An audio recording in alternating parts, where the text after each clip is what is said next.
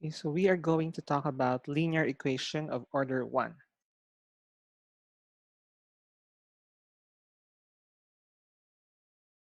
An equation that is linear and of order 1 and the dependent variable y must be of the form a of x dy over dx plus b of x times y equal to c of x. By dividing each member of the equation by a of x, we obtain, for the first term, we have, so this term divided by a of x will give us dy over dx, plus the second term will be b of x times y divided by a of x. So this ratio b of x over a of x can be represented by p of x times y equal to, the right side of the equation will be c of x over a of x, which is a pure function of x, or we can represent that by q of x. So this is now what we call the standard form of the linear equation or linear differential equation of order 1. So the first term is basically the derivative of the dependent variable y.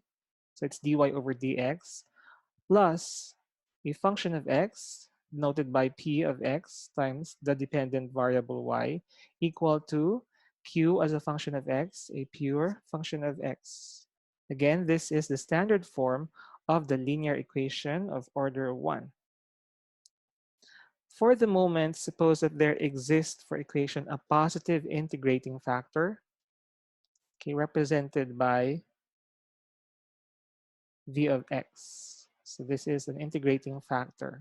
So we are after to making this equation an exact equation. This equation here, wherein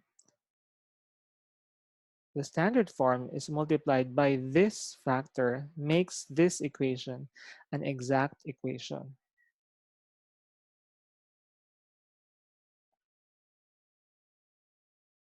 But this equation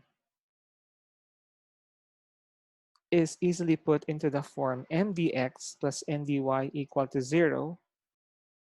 Okay, if we rearrange this, we have, okay, first distribute this v of x to this part of the equation. So we have v of x times dy, okay, and multiplying both sides by dx so that we have this type of equation. P of x times v of x, so we have this, times y times dx, so we have this, equal to the right side of the equation, which is v of x times q of x times d of x. So we have this equation now. Now arranging this into this form m dx plus n dy equal to 0 will give us this equation, wherein our m here, so we factor out, or we arrange this equation, transposing this to the left side of the equation. So this is now the resulting equation where our m is v of x times b of x minus v of x times q of x dx comes from here, plus v of x dy, which is, this is our, okay, so this is our m times dx, and our n here is this one times dy. Okay, again, take note that v, p, and q are functions of x alone. So we have isolated the value of m, which is v times p, a function of x alone, times y, minus v times q, a pure function of x, and n equal to v, which is a pure function of x. Now for us to verify that an equation is an exact, we have the test for exactness, which is the partial derivative of m with respect to y equal to the partial derivative of n with respect to x. If we can be able to satisfy this condition, then that equation is an exact. So having introduced an integrating factor will give us what really is the value of the integrating factor if we are going to do this test for exactness. Okay, so we now go to this part. Well, differentiating this m with respect to y. Again, Vp is a pure function of x, so you copy this. You have Vp times derivative of y with respect to y is 1. So this is now our left side of the equation. And then on the right side, so we need to differentiate n with respect to x. And we know that v is a function of x alone. So differentiating v with respect to x will give us dv over dx. So we separate the variables. We have p times dx equal to dv over v. And then we integrate both sides. So we have the left side being the integral of p times dx, and on the right side is ln of v. Okay, so we are after finding for the integrating factor, the value of the integrating factor. So we interchange their positions. This integral, the integral of this part will be transferred to, or be, will interchange their positions. Okay, ln of v is equal to the integral of p times dx. So for us to eliminate the ln, so we need to get the anti-ln of both sides of the equation. Thus we have this v equal to, okay, e raised to the integral of p times dx. So this is now the integrating factor, or this is how we determine the integrating factor, which is e raised to the integral of p times dx. Or we can represent this by the letter I, so we will not be confused. Okay, so here are the steps in solving linear differential equation of order 1. First, put the equation into standard form. And what is the standard form? If the given equation is linear in y, so this is the standard form, where the first term is dy over dx, where the dependent variable is y and the independent variable is x. So plus p as a function of x times y. Okay, so you have this dependent variable multiplied to a function of x. And equal to, so you have the right side of the equation, q as a function of x. Again, this is the standard form of linear equation, wherein this is linear in variable y, or linear in y. Number 2, we obtain the integrating factor. So how do we obtain? We use the formula that we have just derived. I is equal to e raised to the integral of p as a function of x times dx. So by arranging the given equation into standard form, you can be able to see what the value of p of x is. And the third is multiply both sides of the equation, again in standard form, by the integrating factor. Okay, and finally, solve the resultant exact equation. Means that once you have multiplied the given equation by an integrating factor, it will now become an exact equation. So you may use your known technique or known method to solve an exact equation, but there's a very useful note here that in integrating the exact equation, the integral of the left member is always the product of the dependent variable and the integrating factor used. So somehow you're able, you now have a hint on what the left side of the equation once you are solving the linear differential equation. Okay, so you have to take note of this one, that the integral of the left member is always the product of the dependent variable and the integrating factor. Okay, we now solve some examples. Let's have number 1. Solve the equation 2 times y minus 4x squared times dx plus x dy equal to 0. Now, what is the first step? We should put the equation into standard form. Okay, so observe the equation. If you can be able to arrange it into standard form, whether linear in y or linear in x, then you can now start doing it, or the next steps will be more convenient if you were able to arrange it into standard form. So this equation is actually linear in y. So dy over dx plus 2 over x times y equal to 8x.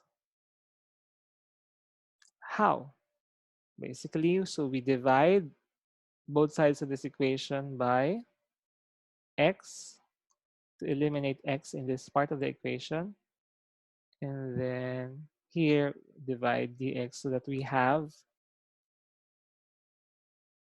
dy over dx in the equation. So dividing both sides by x dx, we have 2y over x.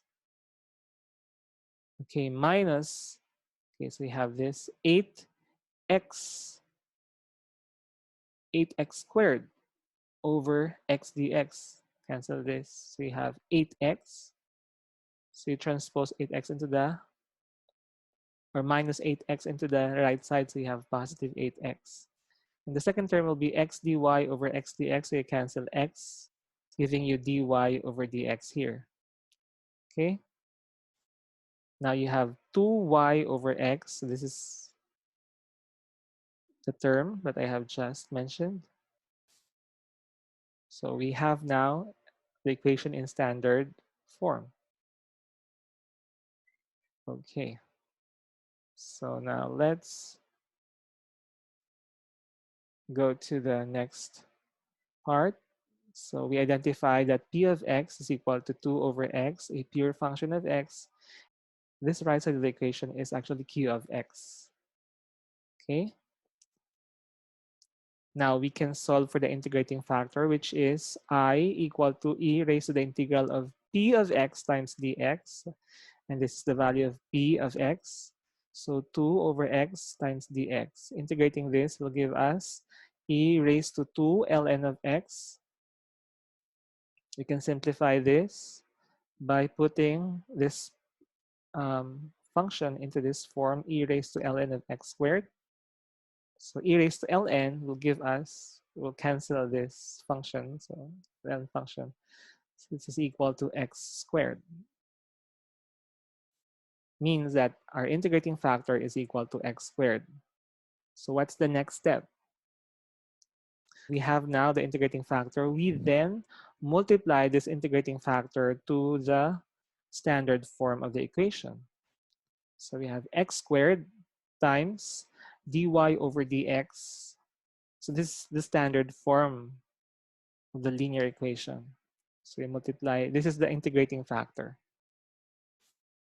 Okay, so we now have x squared dy over dx plus, so x squared times 2 over x times y. So we have 2xy, or the x will be canceled here, equal to x squared times 8x. So we have 8x cubed.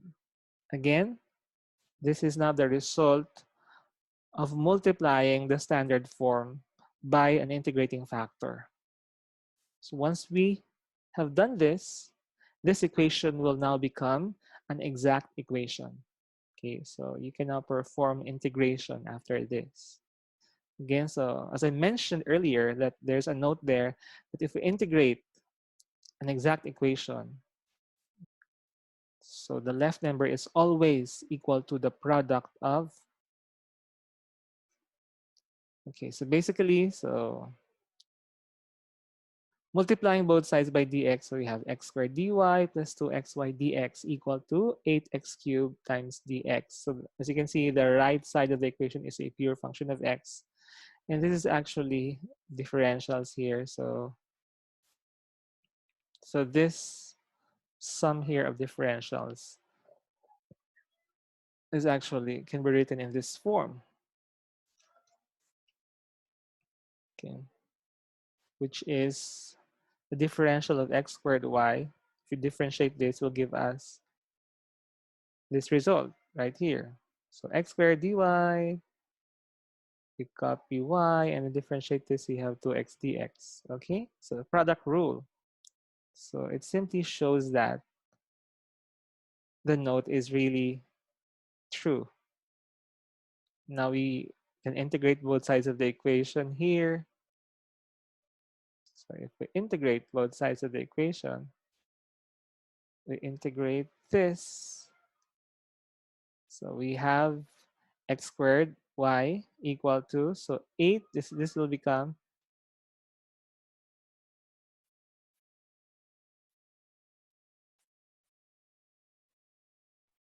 2x raised to 4 plus c.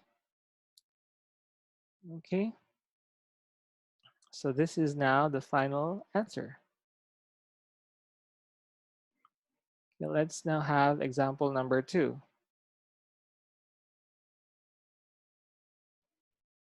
Solve the equation y minus x plus xy times cotangent of x dx plus x dy equal to 0.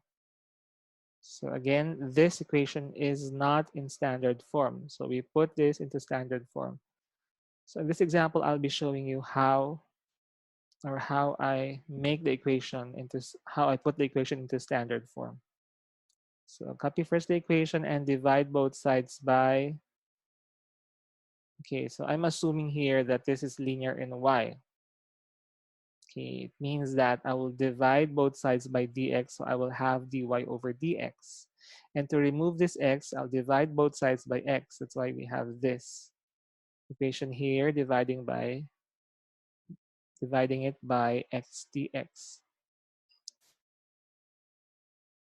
So I'll now have y over x, negative x over x.